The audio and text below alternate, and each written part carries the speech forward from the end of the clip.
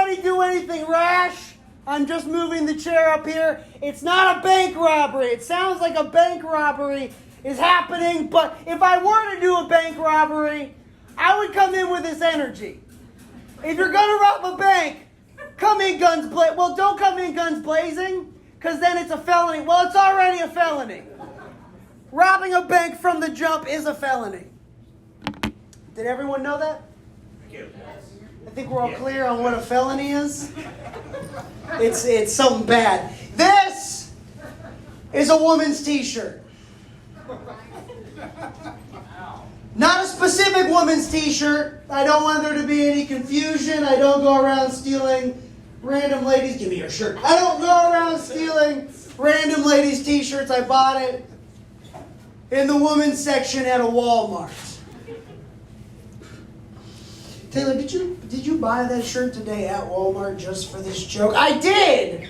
I did because I have one other woman's t-shirt. It says hooray on it. And I do a lot of comedy, and if I'm wearing that shirt all the time, it's going to get dirty. And that shirt's in the shop. I mean the wash. It's in the shirt wash, the t-shirt shop.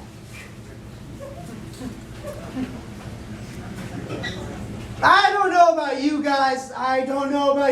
But I used to do a lot of cocaine. Anybody else used to do a lot of cocaine?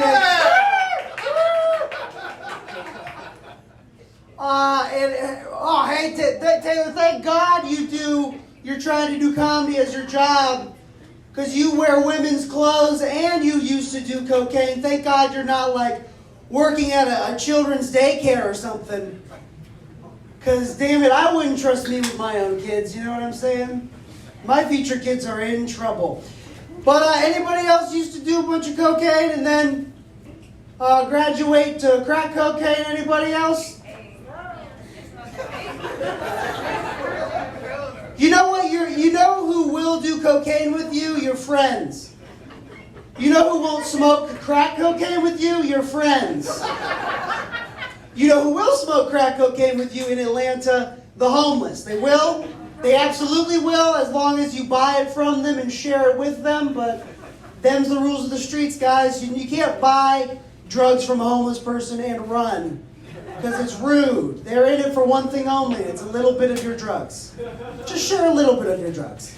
Just a little bit. You might have a new friend out of them. But anyone else get to that point where it's like, Taylor, you can keep smoking crack with Marcus in his tent on Memorial Drive, or you can find a 12-step program, sir, and have a spiritual awakening and start living the life you're meant to live. What will it be? Drugs with the homeless or being comfortable in your own skin? I know, it's a hard choice. I used to drink a lot too. Anybody else used to drink a lot too? Anyone else used to drink a lot now? You know what? My favorite beers was Modelo and cocaine. Anyone else? Like if cocaine ever came out with a beer, I might just fucking relapse, dude. Cocaine needs to come out with a beer. I mean, they go so well together. They ruin your life together.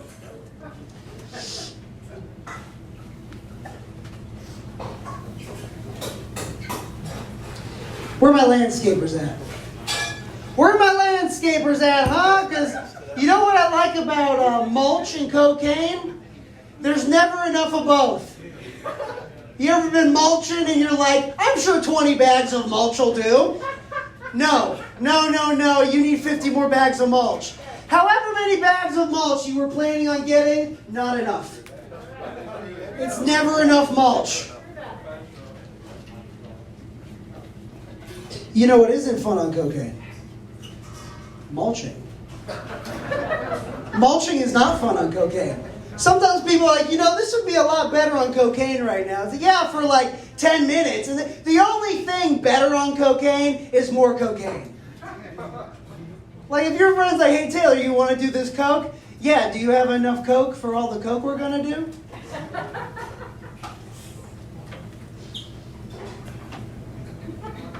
Okay. More cocaine stuff, don't worry. My favorite thing, another one of my favorite things about cocaine is the birds will let you know when it's time to put the cocaine away. Like the birds are like, it's 6 a.m., man. you got to get to sleep. Well, you got to get to work because, frankly, sleep is off the table. So I hope you have enough cocaine for work. Because you're on a 3-day bender right now, and this cocaine crash is going to suck. You're going to think your organs are failing. Anyone else have a cocaine crash where you're like, my organs are failing? I mean, there's anxiety. Give it up for anxiety and mental illness. But it's like there's anxiety and then there's cocaine anxiety. Cocaine anxiety is like you did it to yourself. At least regular anxiety, it's like your brain mistreating you. Cocaine, you did that yourself.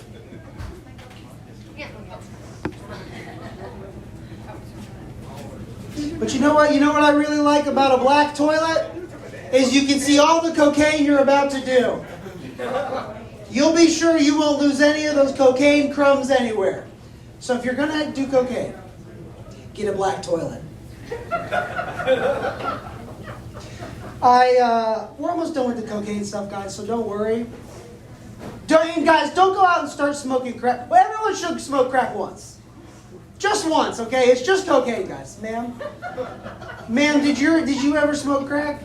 At least once? Okay, I'll leave you alone. I lived with a schizophrenic guy that did smoke crack, and you know what doesn't go well together? Mental illness and hard drugs.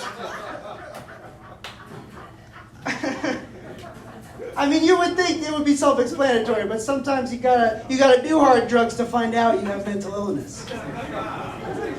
But one time, he told me a story about how he was he was going to go buy crack from his dealer. His dealer gets in the car with his girlfriend. His girlfriend's in the front seat. Dealer's in his back seat. Dealer pulls a gun on him. It's okay, you need to go get me some money. The whole time he's driving, he's trying to see him.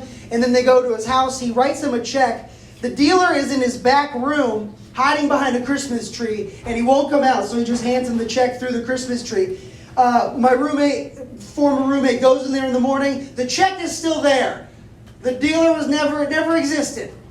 And he wanted to blame crack for that. He was like, it was crack psychosis. No, I think it was just schizophrenia psychosis. And that's the end of my cocaine material, all right, guys?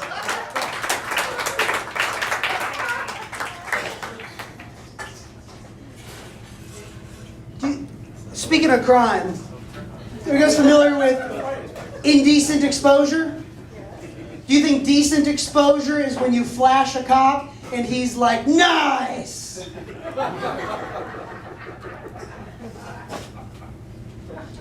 You guys remember that guy, that old guy, that really old small guy, Anthony Fauci? Remember that small little man? He was on TV for a while. What's he up to? Do you guys think he was made in a lab? Huh? I don't think Anthony Fauci escaped no dang wet market. I think he was made in a lab. But do you think when Anthony Fauci was a little boy and he bonked his head or scraped his knee, his mom would say, did Anthony Fauci get an Anthony Ouchie? That's right, it is a groaner. Good job for playing your part, audience.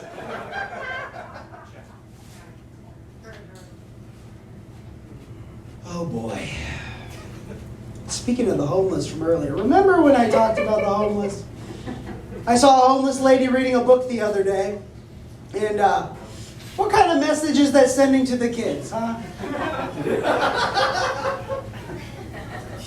That's why I that's why I listen to audiobooks. All right, we'll get out on this. It's fantastic. Sing along. Hope you guys are ready. Are you ready? Are y'all ready? All right. If you're sexy and you know it, clap your hands. If you're sexy and you know it, clap your hands. If you're sexy and you know it, let that rock our cock show it. If you're sexy and you know it, clap your hands. All right, we're going to do the ladies now. Stay on board. If you're sexy and you know it, clap your hands. If you're sexy and you know it, clap your hands. If you're sexy and you know it, let that personality that's so open and honest and vulnerable, that showed me how to be open and honest and vulnerable, and honestly, it made me uncomfortable at first, but As a man, because as a man in society, you're taught to shut that shit down. Don't be emotional. Be tough. Go to the gym. Lift weights. Lift logs off of burning bodies. Go to Austin, Texas, and eat raw elk meat with Joe Rogan. But you showed me that it's okay to be vulnerable as a man. You showed me that what I was always looking for in drugs and alcohol was actually connection. Connection with another human being. The kind of connection like we have right now. Don't you break eye contact with me. The kind of connection that will get you higher than any drug or drink ever will. The kind of connection that you find once in a lifetime with one other person that goes to show you there's some higher purpose out there, some higher power. You did that for me. You helped me reconnect with my father. After 10 years of not talking to him, because he always wanted me to be a lawyer, and I just want to be a chef, Dad.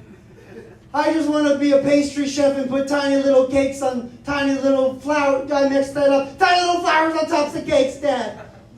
And once I was honest with him, he confided in me. He said, Taylor, I always wanted to be on the Jamaican bobsled team like that movie Cool Runnings. And I said, it doesn't really work that way, Dad. You're not Jamaican or John Candy. He said, you're right, son. This is more about your thing anyways. I'm proud of you. I'm like, that's all I ever wanted to hear from you, Dad, that you was proud of me. Clap your hands. All right, I'm Taylor Neely. Thank you.